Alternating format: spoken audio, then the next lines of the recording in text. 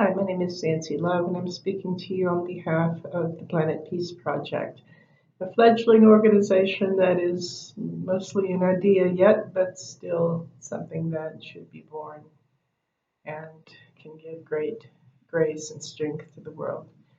This, as always, is the heart I wear every single day of my life to remind me of my cats. And I have a very serious subject I'd like to discuss today. I'd like to explain to you why I am extremely disgusted by the discussion today. I have seen the demon called cocaine destroy so many lives that I need to speak out against it. In particular, I see it destroying one particularly, potentially quite beautiful evolution of a soul. I will refer to the person as JJ. That's not his name. And I've only known him a bit more than a year. But in this short time, I've seen him go from a relatively rational person who didn't do any drugs, including marijuana, occasionally got pretty wicked with alcohol, from what I can tell. One of those people who has a significant personality shift with any alcohol at all, possibly diabetic. He's been bragging about having become involved with that white powder that people put up their nose long enough for it to kill them. Cocaine. The list of side effects, deleterious in fact, is long. It kills young people. Cocaine can stop your heart. You're doing it to get stimulated and possibly become more cognitively efficient or maybe physically capable. But in point of fact, it can stop your heart. It can affect your breathing. It definitely affects you cognitively in ways that are very serious and completely uh, sad because cocaine can make you behave in a way that we call disinhibited. Disinhibition can uh, cause you to end up with legal problems and moral dilemmas and broken marriages and damaged pets and damaged children. Cocaine can cause such a massive shift in your brain chemistry that you may find adult protective services at your door because you abused an elder, or because or child protective services coming and taking away your kids because you abused your children or you neglected them on your way to your next fix. I know a couple that in which the female performed sex acts on her cocaine dealer in front of her husband in exchange for the next fix. And when he was asked, doesn't that bother him? He said it might have years ago, but at this point he wanted it so bad that he didn't care what she did as long as she um, got that garbage for him. And it is garbage. I knew a lady years ago, back in the 1990s, I think, in Austin, Texas. And she was so beautiful. She was an entrepreneur and she had her own storefront and a license and was doing her business very successfully. And she just started crying one day and said that she had broken into her boyfriend's house, her fiance's house. They were going to get married, and she was stealing things from him to pawn for her next coke fix because she needed it so badly. She'd steal from someone she loved, and he came in, and instead of throwing her out of his house and calling the police, he just held her and said, "We're going to fix this." And she begged me to help her get off of something that made her so vile she would do that. And so I tried.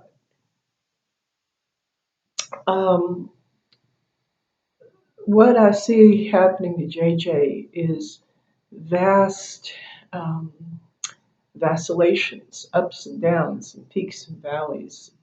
He gets giddy. He gets way too talkative. He gets silly. There are all kinds of physical motions involved, physical anomalies that occur. And ordinarily, he's a very mature, stable, intellectual person.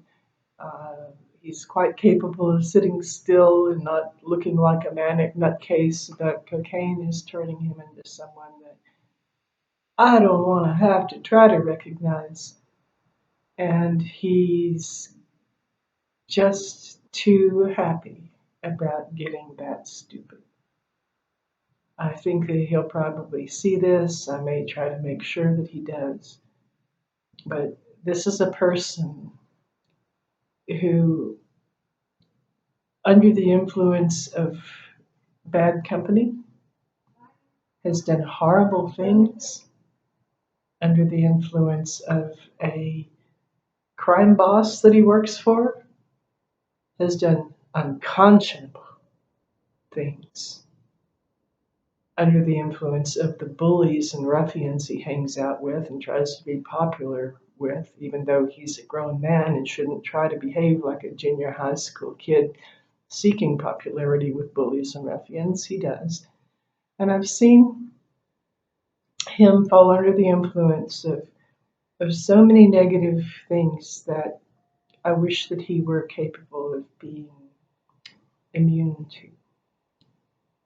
And now I see him getting involved with a white powder that can um, eat away the septum between his nasal passages. Yeah. Fairly young people end up in hospitals and surgical units because the partition between their nostrils has dissolved and they've only got one big nostril because of cocaine. I have seen people. I I knew a 25-year-old man once, creative and intellectual and sophisticated and cosmopolitan. And this person,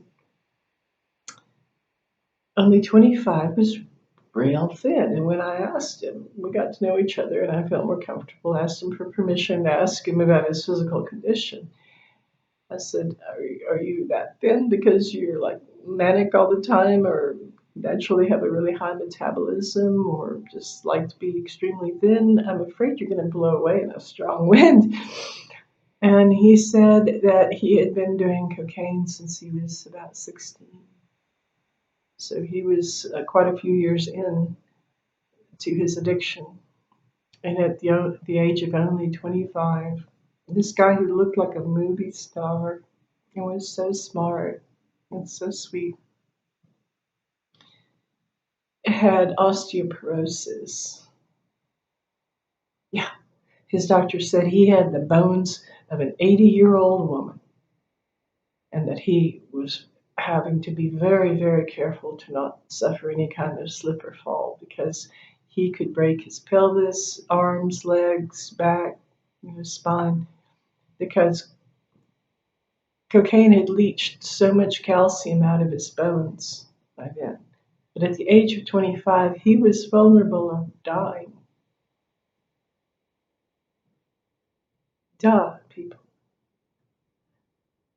I know a lot about brain chemistry. I've talked to you all before in some of these other Planet Peace videos about my sympathy and compassion for people who are addicted to drugs precisely because I've studied brain chemistry and I understand how really, really smart and capable people can become involved with such things. Why? Because you got a brain. It really doesn't matter how smart you are. If you're trying to be smart with a brain, that brain is addicted, it is vulnerable to addiction, whether you want to be or not. So before you just throw people who are involved with drugs and alcohol out of your heart and say it's a character flaw, realize that you've got a brain as well. realize that your compassion might be able to kick in a bit better if you study brain chemistry the way I have. And realize that everybody, no matter their IQ, their creativity, their education level, the wealth and possible fame of their family, everyone can succumb to this garbage. But I am making this video today because there are pets who have been brutalized by cocaine addicts who probably never would have hurt little helpless animals if they weren't addicted to drugs. There are children, there are elderly or disabled people who've been utterly brutalized, probably only because somebody couldn't get off that white stuff. And I see somebody who's very smart and capable of dignity and at times capable of what I would even call moral character, succumbing very awfully and going downhill very quickly because he, for the first time in his life, is sticking that white junk up his nose. He could get involved with legal problems. He's definitely involved with the wrong people. He could end up in prison. And he could suffer, and probably should suffer, guilt for the rest of his life if the disinhibiting qualities of cocaine cause him to commit crimes. This is Nancy Love for the Planet Peace Project. More later. I'm just getting started here.